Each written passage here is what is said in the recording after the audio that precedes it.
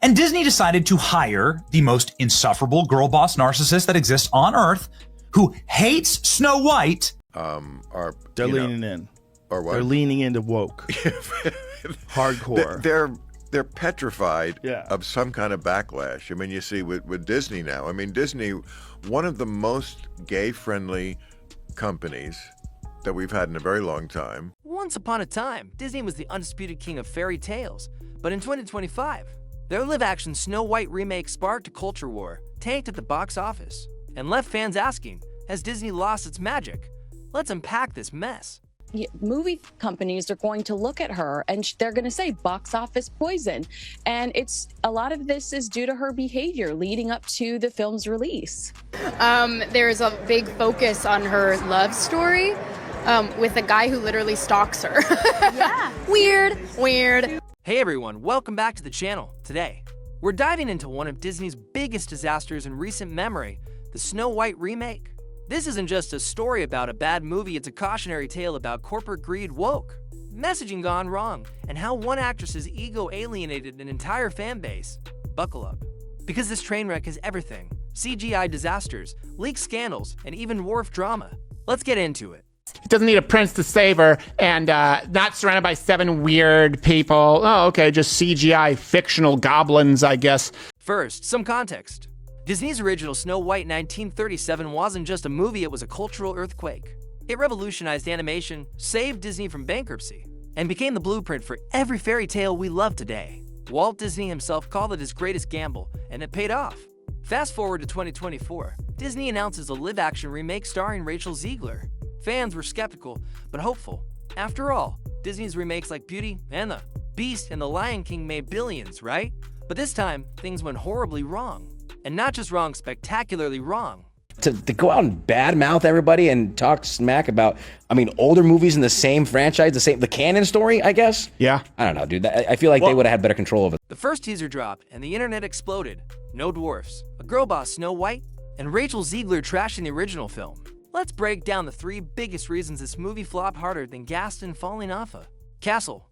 This girl took the money and then decided that she wanted to go out there and, you know what, I'm going to take my stand. Well, you should have made that stand before you took the money to promote a film, because that's not in line with your job description. Reason 1, Rachel Zegler's self-sabotage. Let's start with the star herself, Rachel Zegler. Now, Zegler's a talented actress. West Side Story proved that. But her PR nightmare began the second she opened her mouth about the original Snow White. In interviews, she called the 1937 classic creepy, mocked the prince for being a stalker, and said her version was about Snow White becoming a leader instead of needing a man.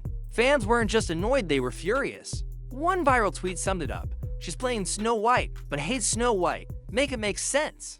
Yeah. She went out and said stuff woke that was going to hurt the film. They couldn't come out and go against her, because then you're going after somebody for saying what you say you believe. Imagine getting hired to play Cinderella and then spending months trashing her glass slippers. That's essentially what Zegler did, and Disney let it happen. They didn't rein her in. Didn't course correct, they just let her burn bridges. With the core audience, by the time the movie came out, fans were already boycotting. Even worse, Zegler doubled down, saying in a Variety interview, "I'm not here to cater to nostalgia. I'm here to make a statement." Well, mission accomplished, just not the statement Disney wanted. But at the same time, I think going forward, they're going to be like, hey, shut up. Yeah. Tight-lipped. Otherwise, guess what? We're clawing back some money. Yeah. This would have been a lot better if they, had a strong male along with her. Oh, and then magically right before the premiere, Zegler started backtracking. Suddenly, she loved the original. In a red carpet interview, she gushed, "The 1937 film is a masterpiece." But at that point, nobody bought it. Her performance in the movie didn't help either. Instead of the sweet, kind Snow White we grew up with, Zegler played her like a TikTok influencer trapped in a medieval castle. Critics called her shrill, arrogant, and ouch, worse than the evil queen. One reviewer wrote, "Her Snow White doesn't need a poison apple, her attitude already poisoned the well." Could have done all that woke shit. You want to cut woke? They could have done all that still. And as long as she had gone out and been like, well, we just have a different story. I like the old story, but we're doing a different one this time. You're probably right. The backlash would have been 10 times. Yes. You're probably right. Reason 2, the CGI dwarf fiasco. Next up, Disney's CGI nightmare. In the original, the 7 dwarfs were iconic: grumpy, dopey, sleepy, all the classics. They have personality, humor, and heart. But in 2025, Disney replaced them with whatever these things are. Leaked images showed creepy, uncanny valley CGI creatures that looked like rejected Shrek extras. The internet roasted them mercilessly. Memes flooded Twitter. Disney's dwarfs. More like discount golems, but here's the kicker. Disney initially lied about the leaks, claiming they were fake. Then, under pressure, they admitted, yeah, those are real oops. Our primary purpose is to entertain, and where we can entertain responsibly, obviously we try to do that. We try to have a positive impact on the world, but the first thing we need to do is entertain. Now, Disney's reasoning, they wanted to avoid stereotypes by not casting real dwarfs. But here's the irony. Peter Dinklage, an actor with dwarfism, had already called out the original dwarfs as backwards, so Disney tried to please everyone and ended up pleasing no one. The dwarfism community was furious. Advocacy groups like Little People of America slammed Disney for cutting roles. That could have provided representation. Actor Dylan Postal, known for his WWE role as Hornswoggle, tweeted, "We're tired of being erased. Let us tell our own stories." Meanwhile, fans miss the charm of real actors. It was a lose-lose. Jonah Platt, whose father helped produce the latest Snow White film, had some very harsh words for star Rachel Zegler. For context, Variety wrote a report recently titled Inside Disney's Snow White Fiasco, Death Threats, Beefed Up Security, and a Social Media Guru for Rachel Zegler. Even worse, the CGI dwarfs added nothing to the story. They weren't funny. They weren't memorable, they were just there. Critics compared them to soulless video game NPCs. And let's not forget Disney's hypocrisy. They've cast dwarfs in other projects, Game of Thrones, anyone, but suddenly, for Snow White, it's problematic.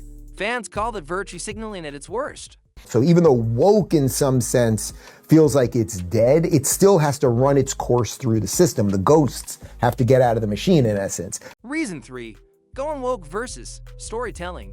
Finally, the elephant in the room, Disney's go woke, go broke spiral. Let's be clear, nobody hates diversity, but fans do hate when it feels forced. The 2025 Snow White wasn't a story about hope or kindness, it was a checklist. No prince, check. Girl boss monologues, check. Lectures about finding her voice, check. The problem, it felt soulless.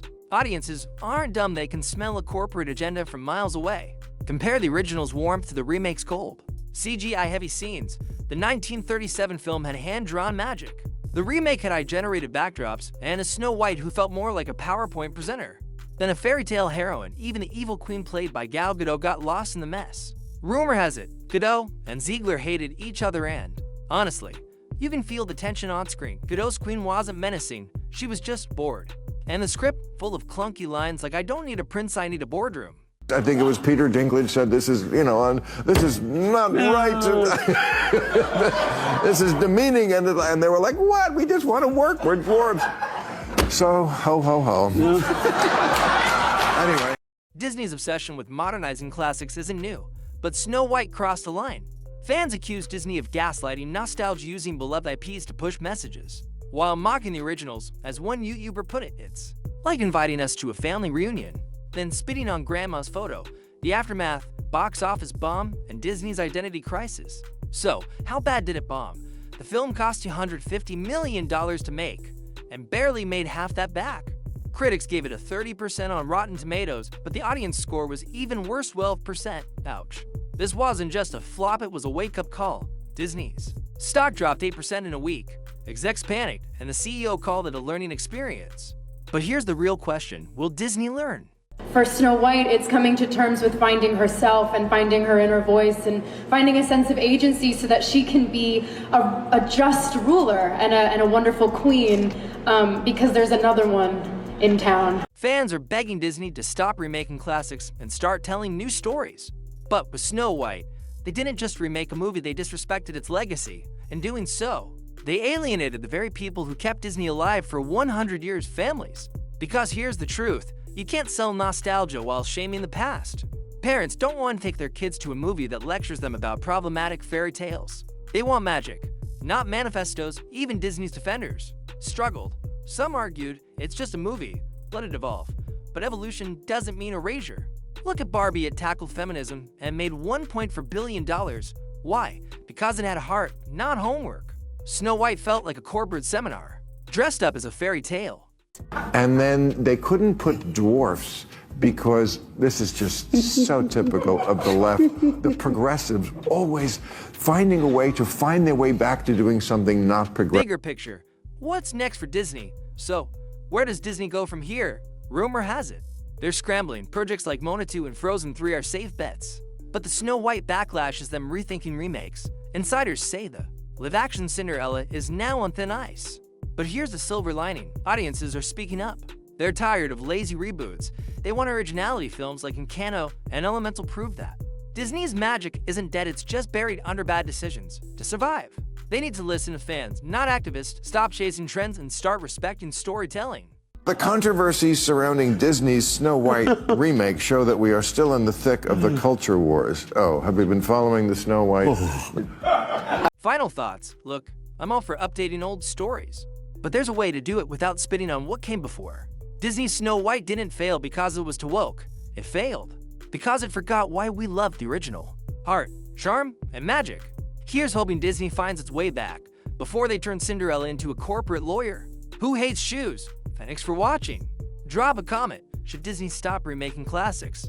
Or is there a way to modernize them without losing the magic? Smash that subscribe button for more deep dives. And I'll see you in the next video. Peace out.